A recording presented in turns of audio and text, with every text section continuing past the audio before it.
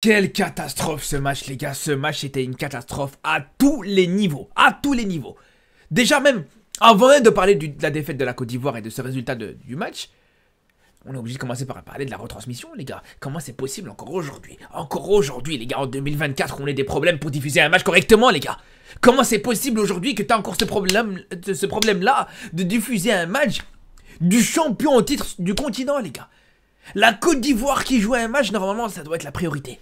La priorité. À partir du moment où tu as le champion en titre qui joue un match, ça doit être la priorité. Tu dois pouvoir regarder ce match normalement, sans problème. Ça, c'est une première chose, les gars. Deuxième chose, comment c'est possible, encore une fois, que tu as des problèmes de transmission? Ça fait plusieurs fois que ça arrive. Plusieurs fois, on dit rien. Des coupures en plein match pendant 4 minutes, 5 minutes, puis ça revient, puis ça repart. On dit rien, on se dit allez c'est pas grave, c'est les aléas du direct, des fois c'est pas forcément facile en Afrique et tout ça pour certains pays qui n'ont pas forcément les moyens de tout mettre à disposition pour diffuser ces matchs, mais j'ai envie de vous dire, à ces pays-là qui n'ont pas les moyens de diffuser les matchs, allez vous faire foutre au bout d'un moment, allez vous faire foutre, si vous n'êtes pas capable de mettre les conditions pour diffuser ce match correctement, allez jouer des matchs dans un autre pays, il y a plein d'autres pays qui seront ouverts pour vous accueillir et vous allez jouer ces matchs à domicile là-bas. Mais tant que vous mettez pas les moyens à disposition pour pouvoir jouer ces matchs-là, pour déjà, en plus de ça, avant même de parler de la transmission, le terrain, on va pas se mentir, il était très mauvais, mais bon, en aucun cas c'est une excuse à la défaite de la Côte d'Ivoire, parce que ça on va y venir, vous inquiétez pas, une chose à la fois. Mais en aucun cas, c'est justement, ces conditions-là sont une excuse. Mais déjà, quand on voit donc les difficultés pour retransmettre le match, ça c'est déjà un problème. Mais bon, allez, à la limite, on peut se dire, voilà, des fois ça arrive. T'as certains stades qui sont très bons, la pelouse elle est bien, le stade il est magnifique, il n'y a pas de problème. Mais bon, voilà, ça peut arriver que les conditions pour diffuser le match, elles sont pas forcément bonnes. Mais là, il n'y avait ni l'un ni l'autre, ni un terrain un minimum correct, ni une diffusion correcte. Franchement, c'est pas possible. C'est pas possible aujourd'hui qu'on a encore ce problème-là aujourd'hui pour regarder des matchs de la Côte d'Ivoire, en tout cas du champion en titre. À la limite, si c'est, je sais pas moi, j'ai pas manqué de respect, mais si c'est la Gambie qui joue, ou si c'est, voilà, la Centrafrique ou certains pays comme ça, allez, pourquoi pas, on s'en fout.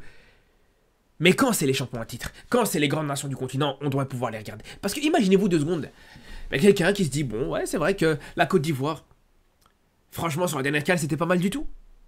La Côte d'Ivoire a fait une bonne CAN, ça a laissé une bonne impression. Quelqu'un qui est même pas forcément africain qui se dit ça. Hein. Je veux dire, un Brésilien, un Japonais par exemple, il se dit, ah ouais, c'est vrai que la Côte d'Ivoire, champion en titre, on va aller voir ce que ça donne dans les qualifications pour la prochaine CAN. Ben non, tu vas galérer pour pouvoir regarder le match correctement. C'est pas normal, les gars. C'est pas normal, je suis désolé, c'est pas normal. C'est pas normal aujourd'hui de se dire que clairement, une affiche Côte d'Ivoire-Zambie, qui clairement c'est une affiche de... Il y a une CAN, il n'y a même pas 10 ans d'ici les frères, faut s'en rappeler de ça. Faut s'en rappeler de ça, c'est une affiche de finale de Coupe d'Afrique, qu'on le veuille ou non. C'est vrai que la Zambie, c'est plus la Zambie que c'était à l'époque, mais ça reste une très belle affiche. Et c'était un très bon match, ça il faut le dire par rapport à ça. Après voilà, je vais pas vous cacher qu'au niveau de mon débrief du match, malheureusement je pourrais pas vraiment rentrer dans les détails par rapport à ce qui s'est passé en première mi-temps, parce que j'ai eu des difficultés à pouvoir voir le match en première mi-temps. Mais sur la deuxième mi-temps, j'ai pu voir le match de manière normale, entre guillemets. Donc, je vais plus m'attarder sur cette deuxième mi-temps. Et puis, de toute façon, c'est là où c'est le plus intéressant. Parce que c'est là où, justement, on voit les Ivoiriens qui ont couru après ce score. Vu que le but de la Zambie, il arrivait en fin de première mi-temps. Donc, c'était intéressant, justement, de voir la réaction de la Côte d'Ivoire. Et justement, il est là le problème, les gars. Il est tout à fait là le problème. Parce que encaisser un but, ça peut arriver. Ça peut arriver, il n'y a pas de problème. Et la Côte d'Ivoire a souvent l'habitude d'encaisser très tôt dans le match et devoir revenir au score ou devoir courir après le score. Ça ne surprend pas. C'est comme ça que la Côte d'Ivoire a gagné cette CAN pour le coup.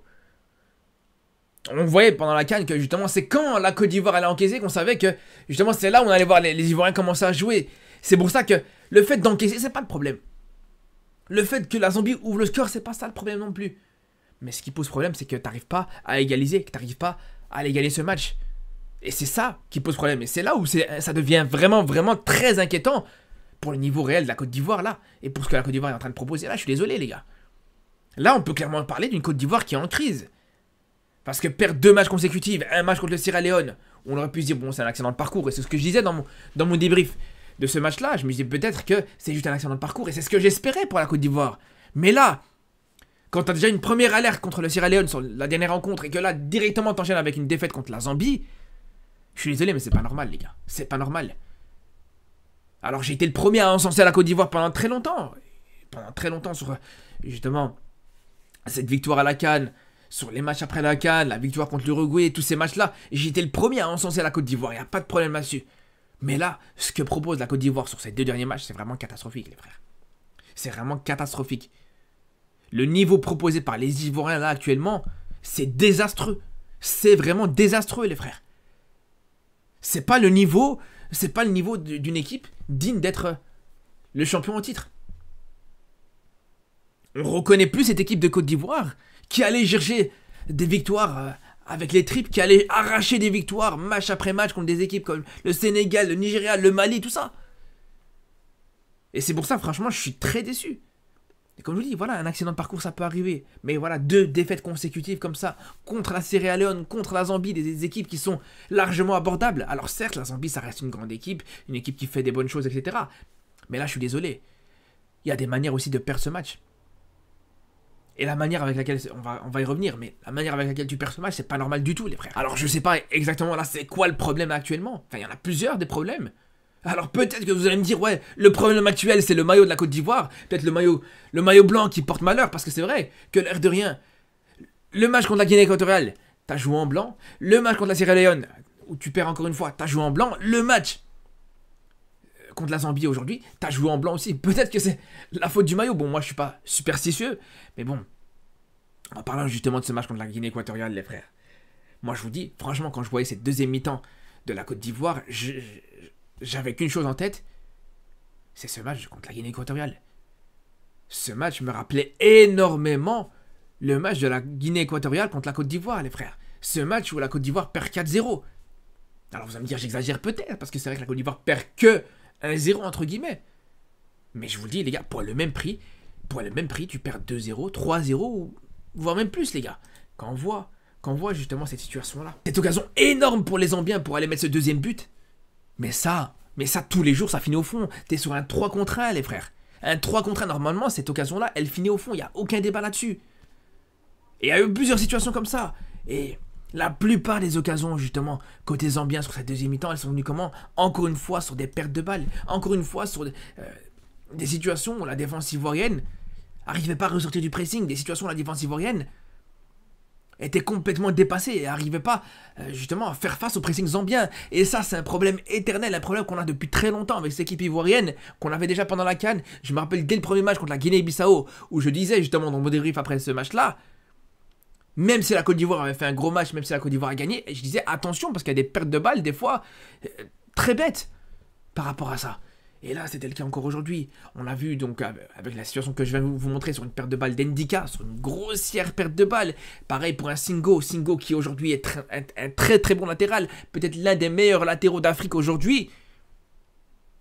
Mais le nombre de pertes de balles de Singo, je suis désolé. Singo aujourd'hui n'était pas dans son match.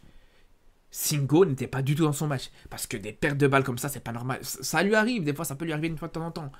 Mais 3, 4, 5 fois en une mi-temps, c'est trop les gars. Des situations comme ça, où les Zambiens ne demandaient absolument rien, ils se procuraient des occasions juste grâce à des pertes de balles ivoiriennes. Après, ce qu'on peut dire, et là peut-être qu'Emers Faye aussi a sa part de responsabilité, mais quand on voit justement que de match en match, à chaque fois, cette équipe de Côte d'Ivoire, elle change. Alors peut-être il y a des blessés, peut-être il y a des choses qui changent, etc. Mais quand on voit que, à chaque match quasiment, à chaque match, tu vois un changement, le changement du milieu de terrain ivoirien.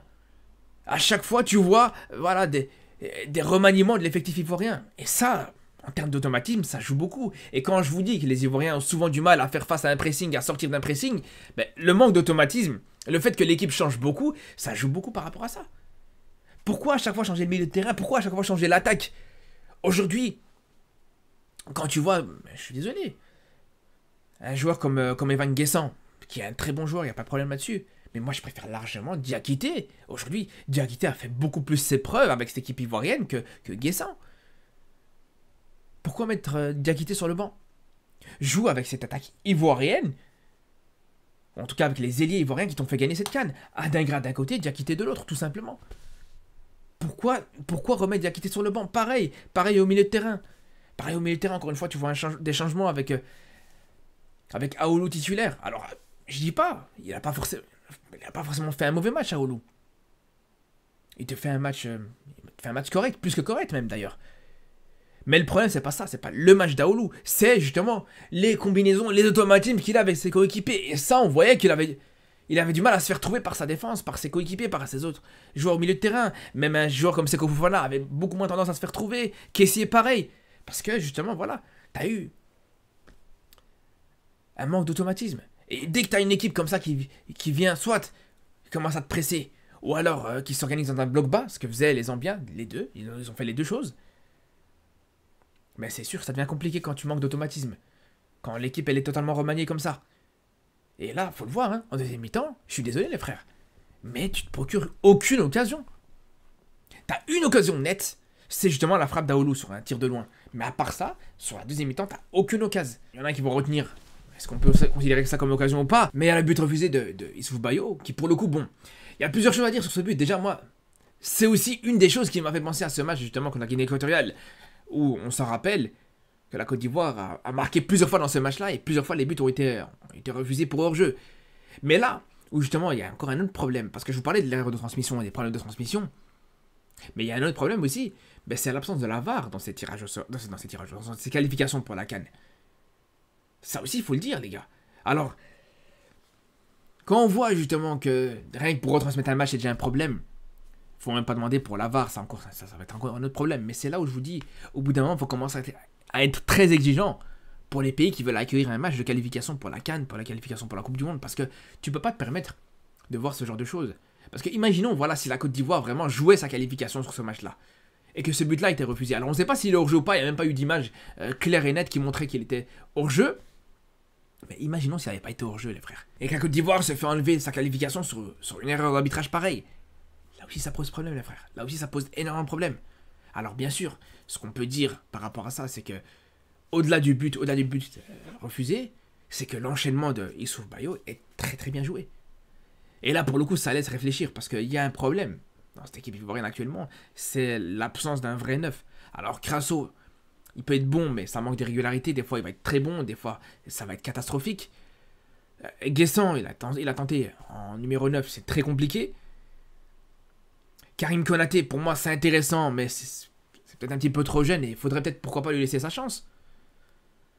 Mais en tout cas, il faut un numéro 9. Il faut absolument que la Côte d'Ivoire se décide, choisisse un numéro 9 et voilà.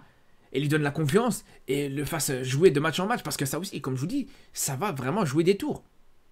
Et là, pour le coup, est-ce que avec Issouf Bayo, ça peut être l'homme de la situation? Mais quand je vois justement son entrée et ce petit enchaînement, même si peut-être qu'il était hors jeu, mais l'enchaînement technique est exceptionnel, ça faut le dire. Vraiment, faut le dire que l'enchaînement technique, il est incroyable.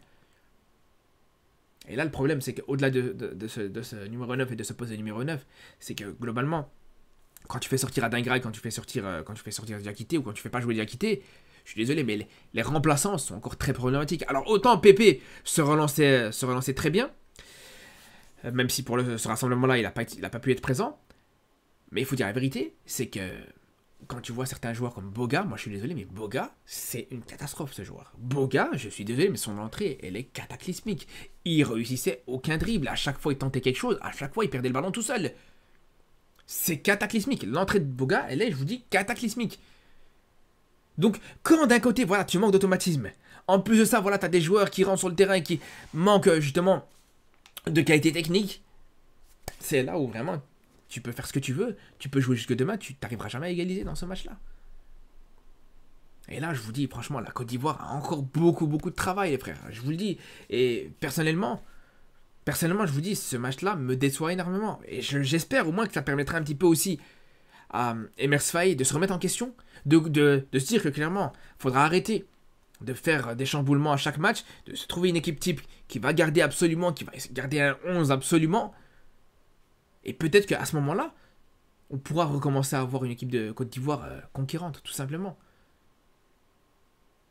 Mais là, comme je vous dis, on en est très très loin, les frères. Là, comme je vous dis, vraiment, c'est très décevant. Et sur le prochain match, normalement, contre cette équipe de Tchad, ça devrait le faire, sans problème. C'est un adversaire qui, on va pas se mentir, avec tout le respect qu'on a pour cette équipe-là, c'est un adversaire qui est largement à la portée de cette équipe ivoirienne, même s'il faut le dire quand même. Cette équipe de Tchad a quand même su aller chercher un match nul contre cette équipe de Sierra Leone sur le dernier match, même si globalement on peut le dire que cette équipe là dans cette phase de poule, dans cette campagne de qualification. Ils s'en sortent pas trop mal au niveau des matchs, ils arrivent à être très solides. Donc c'est vrai que ça peut poser problème. Mais franchement, là, si pour le prochain match, j'ai envie de vous dire, non seulement tu perds, mais surtout si tu gagnes pas contre cette équipe de Tchad, là vraiment, il faudra se poser des vraies questions avec cette équipe de Côte d'Ivoire. Je vous dis la vérité, les frères. Et j'espère surtout que ce match-là sera retransmis. Bon, heureusement, j'ai trouvé une solution pour pouvoir voir les matchs quand il y a des erreurs de transmission. Mais bon, ça c'est encore un autre débat. Mais dans tous les cas, voilà, catastrophique jusqu'à la fin. Je vous dis, à tous les niveaux, ce match-là restera un très très mauvais souvenir pour moi. En tout cas, les frères, on se dit à très vite pour une nouvelle vidéo et surtout d'ici là, prenez soin de vous.